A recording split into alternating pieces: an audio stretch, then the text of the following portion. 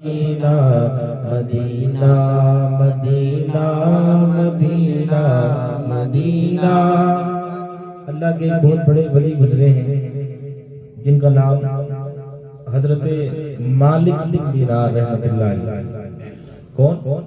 حضرت مالک بن دینار رحمۃ اللہ علیہ۔ جب آپ حج کرنے کے لیے گئے، آپ جب مدینہ شریف پہنچے تو ہر عاشق کی یہ تمنا ہوتی ہے کہ اسے موت مدینہ شریف میں آ جائے، ہوتی نہیں ہوتی؟ ہر عاشق رسول کی یہ آرزو، یہ تمنا ہوتی ہے کہ اس کی موت مدینہ شریف میں سرکار کی گنبد کے سامنے ہوتی نہیں ہوتی؟ حضرت امام مالک بن دینار جب راستے میں چل رہے تھے، جب آپ گلی میں چل رہے تھے تو آپ کبھی اس دیوار کو چومتے ہیں، کبھی اس دیوار کو چومتے ہیں، کبھی اس دیوار کو چومتے ہیں، کبھی اس دیوار کو چومتے ہیں۔ کہنے والے نے کہا کہ مالک یہ کیا کر رہے ہیں؟ کبھی اس دیوار کو چومتے ہو، کبھی اس دیوار کو چومتے ہو۔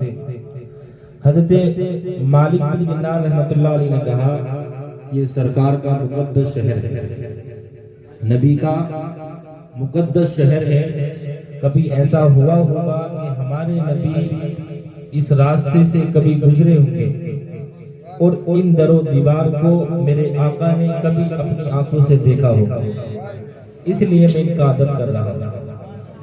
کہنے والے نے کہا کہ مالک جب نبی چلتے تھے تو اپنی نگاہیں نیچے کر کے چلتے تھے، جب ان در و دیوار کو نبی نے دیکھا نہیں تو تمہارا چومنے سے کیا فائدہ؟ کیا جب نبی نے ان در و دیواروں کو دیکھا نہیں تو تمہارا چومنے سے کیا فائدہ؟